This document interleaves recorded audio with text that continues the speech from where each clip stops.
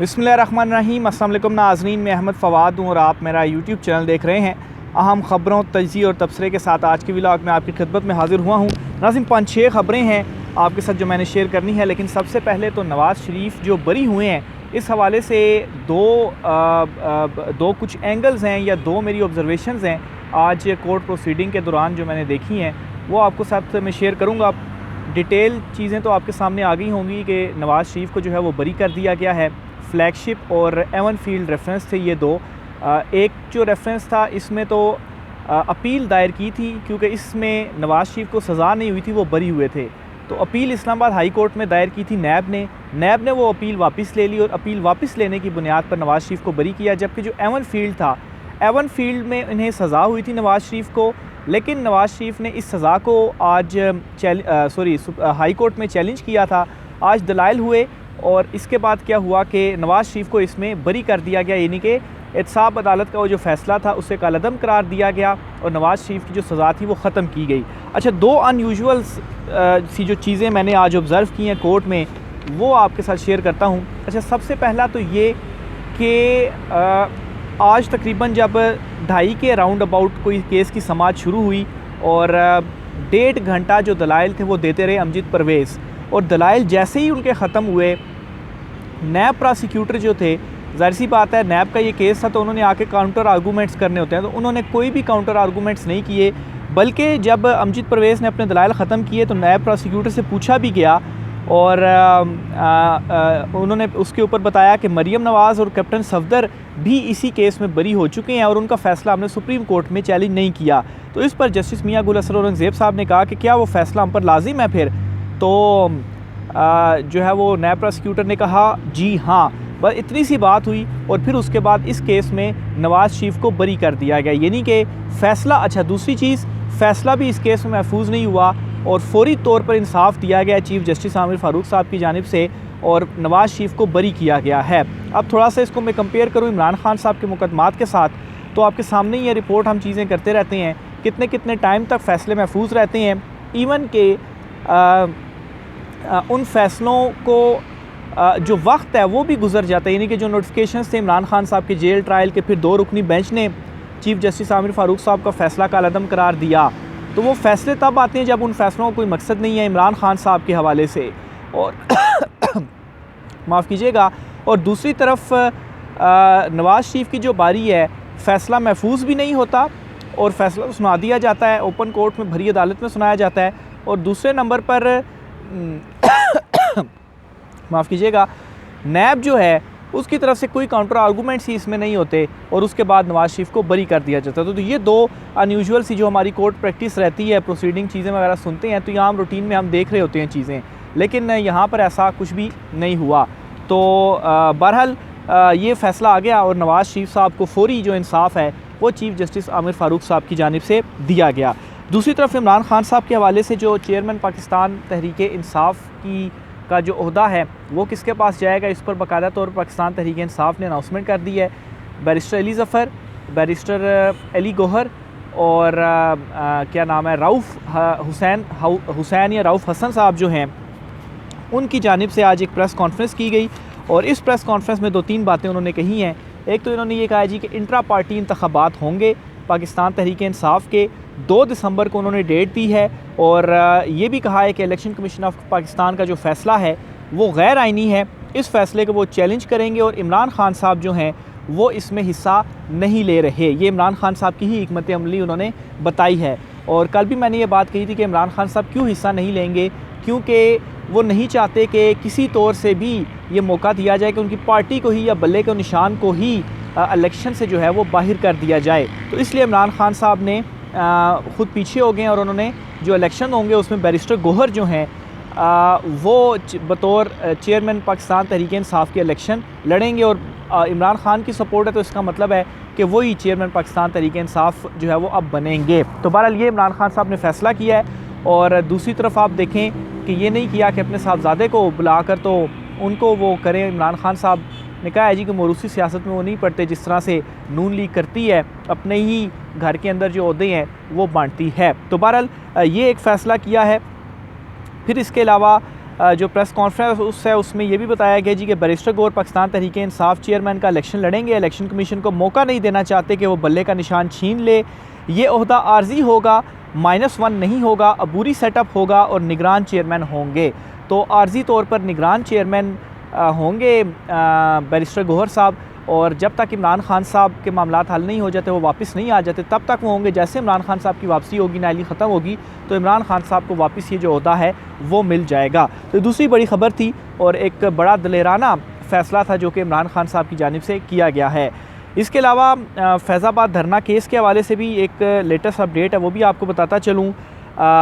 फैज़ाबाद धरना केस में जो एक कमीशन बनाया गया था, उस कमीशन ने साबिक़ वज़ीर-ए-आज़म शाहिद खाकान अब्बासी जो हैं उन्हें तलब किया था और उनका बयान लिया था, क्योंकि ये कहा जा रहा था जी कि जो इस धरने में मुलव्वस या बुनियादी तौर पर सीधी बात करें तो जनरल फैज़ हमीद साहब जो हैं उनके ख़िलाफ़ कार्रवाई के हवाले से चीज़ें गुफ्तगू वगैरह की जा रही थी कि चीफ़ जस्टिस कादी फ़ाइज़ ईसा के फ़ैसले के बाद उनके ख़िलाफ़ कार्रवाई जो है वो होगी। और उन्होंने कहा भी है जी कि ताकतवरों को भी अगर बुलाना हो तो उसको भी ये कमीशन बुला सकती है। इनडायरेक्टली इशारा उसी तरफ था। लेकिन इसमें आज शाहिद खाकान अब्बासी जो हैं उन्होंने इस सारे के सारे केस को ही घुमाकर रख दिया, और वो जो सोचा या समझा जा रहा था कि शायद कोई कार्रवाई होगी ख़ास तौर पर जनरल फैज़ हमीद साहब के हवाले से, तो वो अब चीज़ें सारी ख़त्म हो गई हैं। कैसे? शाहिद खाकान अब्बासी ने क्या जो जवाब है अपना जो बयान है यहाँ पर दिया है। फैज़ाबाद धरना केस ख़त्म करने के लिए फैज़ हमीद के दस्तखत से हुआ मुआहदा जो है वो हुकूमत की जानिब से किया गया था। यानी कि फैज़ाबाद धरना जो ख़त्म हुआ था वो ठीक है, जनरल फैज़ हमीद साहब के सिग्नेचर थे, लेकिन वो हुकूमत जो थी उसी की जानिब से ही वो मुआहदा किया गया था। यानी कि हुकूमत इसमें इन्वॉल्व थी, उनके कहने के ऊपर ये सारी चीज़ें हुई थी। अच्छा, फिर इसी तरह से हुकूमत का ही फ़ैसला था, बतौर वज़ीर-ए-आज़म इसका ज़िम्मेदार भी हूँ। और शाहिद खाकान अब्बासी ने कहा जी कि उस वक्त मैं वज़ीर-ए-आज़म था और मैं ही इसकी जो ज़िम्मेदारी है वो भी कबूल करता हूँ। तो ये जी फैज़ाबाद धरना केस का डी एंड आप समझें इस बयान के बाद हो चुका है। इसके अलावा 2 अहम दरख्वास्तें दायर हुई हैं, एक इलेक्शन कमीशन में और एक सुप्रीम कोर्ट ऑफ पाकिस्तान में। सुप्रीम कोर्ट ऑफ पाकिस्तान में एक दरख्वास्त दायर हुई है। उस दरख्वास्त में कहा गया जी कि जो ज़िम्मेदारान हैं जिनकी वजह से इलेक्शन आइनी मुद्दत के अंदर नहीं हो पाए, 90 दिन के अंदर नहीं हो पाए, उनके ख़िलाफ़ कार्रवाई की जाए। और ये दरख्वास्त पहले से मौजूद थी लेकिन समाअत के लिए मुकर्रर नहीं हो रही थी। इस पर अब मुतफरिक दरख्वास्त दायर की गई है कि जल्द इस दरख्वास्त को समाअत के लिए मुकर्रर किया जाए। और जस्टिस अत्तर मिनल्ला का वो इजाफ़ी नोट जिसमें कहा गया था जी कि इलेक्शन जो डिले हुए हैं इसकी ज़िम्मेदारी इलेक्शन कमीशन और सदर मुमलिकत पर आती है, उन्होंने अपनी ज़िम्मेदारी पूरी नहीं की, तो उस नोट का भी हवाला देते हुए कहा गया जी कि इनके ख़िलाफ़ जो कार्रवाई है वो की जाए। ये एक अहम जो दरख्वास्त है वो मुतफरिक दरख्वास्त दायर हुई है कार्रवाई के हवाले से सुप्रीम कोर्ट ऑफ पाकिस्तान में। दूसरी इलेक्शंस के हवाले से ही दरख्वास्त दायर की गई है इलेक्शन कमीशन ऑफ पाकिस्तान में। और ये बेसिकली ज़िला कैच या कच, थोड़ी प्रोनाउंसिएशन को देख लीजिएगा, तो इस ज़िले के अंदर इलेक्शन मुलतवी करने की ये जो दरख्वास्त है ये बलूचिस्तान का एरिया है। और दरख्वास्त दायर कीजिए कि यहाँ पर इलेक्शन मुलतवी कर दिए जाएँ। और क्यों मुलतवी कर दिए जाएँ? क्योंकि दहशतगर्दी के जो वाक़यात हैं उसकी वजह से जो टर्न आउट है उस ज़िले में वो कम होगा, और जिसकी वजह से कोई फ़ायदा नहीं है इलेक्शन का, तो इसलिए इलेक्शन को मुलतवी कर दिया जाए। तो ये इलेक्शन कमीशन ऑफ पाकिस्तान में जो दरख्वास्त है वो दायर की जा चुकी है। तो ये कुछ अहम तरीन और अहम ख़बरें थी। इसी तरह से इमरान खान साहब के हवाले से एक और ख़बर भी है। इमरान खान साहब के केसेस के हवाले से जज धमकी केस, जिसमें इमरान खान साहब माफ़ी भी मांग चुके थे उस जज की अदालत में जाकर भी, और इस्लामाबाद हाई कोर्ट ने इसमें तौहीन अदालत का जो कार्रवाई शुरू कर रखी थी उसको भी ख़त्म किया था। इस्लामाबाद हाई कोर्ट में भी इमरान खान साहब पेश हुए थे। लेकिन इस केस में ये दोनों चीज़ें होने के बावजूद इमरान खान साहब ने बरियत की दरख्वास्त जो है वो दायर की थी। आज उसके ऊपर महफूज फ़ैसला सुनाया गया है। देखिए यहाँ पर भी पहले फ़ैसला महफूज हुआ और फिर बाद में सुनाया गया।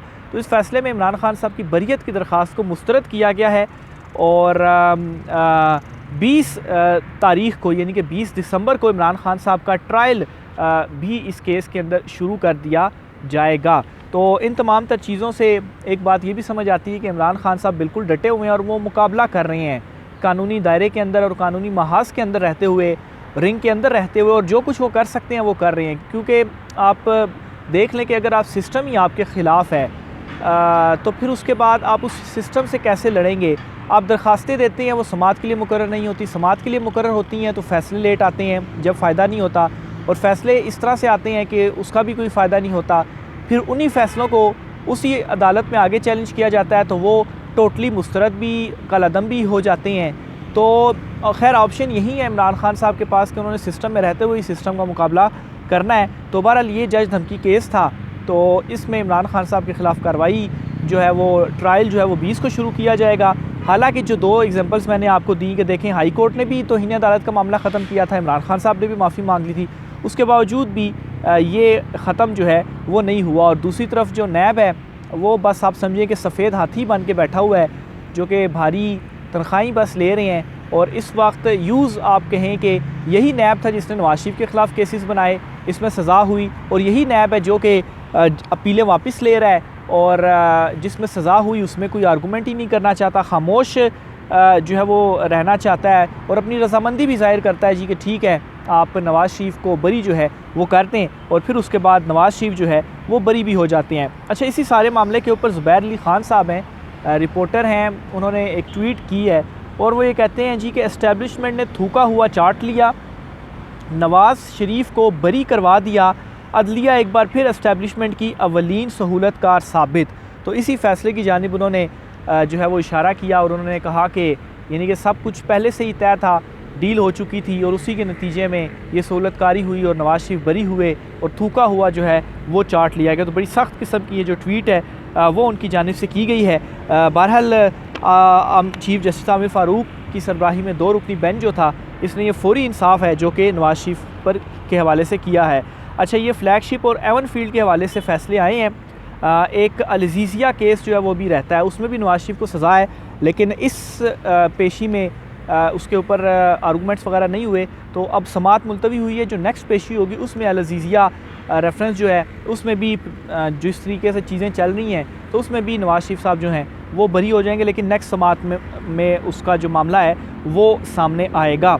आर्मी चीफ साहब के हवाले से भी एक ख़बर आपको देता चलूँ। आर्मी चीफ आसिम मुनीर साहब अभी थोड़ा सा मैं रिवाइंड कर रहा था तो मुझे ये लग रहा था कि अभी कुछ दिन पहले की बात है कि आर्मी चीफ़ की जो तैनाती है वो हुई थी और उस वक्त काफ़ी ज़्यादा शोर था कि कौन होगा आर्मी चीफ़, कौन नहीं होगा। अब इनको बतौर आर्मी चीफ़ 1 साल मुकम्मल हो गया है, यानी कि आर्मी चीफ़ आसिम मुनीर साहब को बतौर आर्मी चीफ़ अपने अहदे के ऊपर 1 साल मुकम्मल हो चुका है। इन्हीं अदालतों में और इसी पार्लियामेंट में हम मौजूद थे कि जब असम्बली जा रही थी और सदर मुमलिकत और वज़ीर-ए-आज़म उस वक्त नवाज़ शरीफ थे और इमरान खान साहब ज़मान पार्क में थे और उस वक्त चल रहा था जी कि क्या होगा, क्या सदर मुमलिकत असम्बली को मंजूर करेंगे या नहीं करेंगे। लेकिन असम्बली अप्रूव हुई और फिर उसके बाद आर्मी चीफ जो है वो आसिम मुनीर साहब बने और आज 1 साल भी उनको मुकम्मल हो चुका है। तो बिल्कुल वक्त जो है वो इतना तेज़ी से गुजर रहा है कि चीज़ों का पता भी नहीं चल रहा। तो बहरहाल इमरान खान साहब ने वाकई आज प्रूफ भी किया है कि दलेराना फ़ैसले वो जब कैप्टन थे अपनी टीम के तब भी वो करते थे और आज भी उन्होंने दलेराना फ़ैसला किया है। क्योंकि अगर इमरान खान साहब अड़े रहते, जैसे जिस तरह से नवाज़ शरीफ हैं जी, वो नहीं पार्टी ओहदे से हटना चाहते या वो पार्टी अपने ख़ानदान से बाहर नहीं ले जाना चाहते, तो इमरान खान साहब भी अगर बिल्कुल कहते कि नहीं मैं ही पार्टी चेयरमैन हूँ, तो फिर उनकी पूरी पार्टी को ख़तरा हो जाता और इलेक्शन से भी बाहर हो सकते थे, बल्ले का निशान भी छीन सकता था। लेकिन इमरान खान साहब ने अच्छा यहाँ पर जो सिक्सर है वो लगाया है, पार्टी को भी बचाया, इलेक्शन में भी हिस्सा लेंगे। बाकी ये फ़ैसला आगे चैलेंज भी किया जाएगा और इसमें जो है वो दोबारा से जब ये मामला ठीक हो जाएंगे तो इमरान खान साहब दोबारा से भी पार्टी के जो चेयरमैन हैं वो बन सकते हैं। तो ये आज की कुछ अहम तरीन तफसीलात थी। सुप्रीम कोर्ट में पीछे थोड़ा सा आप देख भी रहे होंगे कि कलर जो है वो रेड सा हो गया है। इसकी रीज़न ये है कि इस टाइम शाम का टाइम है और अंधेरा हो रहा है और जो लाइट्स हैं सुप्रीम कोर्ट ऑफ पाकिस्तान में वो ऑन कर ली जाती हैं और इन लाइट्स से मेरे ख्याल से ये जो सफ़ेद इमारत है सुप्रीम कोर्ट ऑफ पाकिस्तान की ये रेड हो गई है। तो बहरहाल इजाज़त दीजिए मुझे, राय का इज़हार कीजिएगा। अल्लाह हाफ़िज़।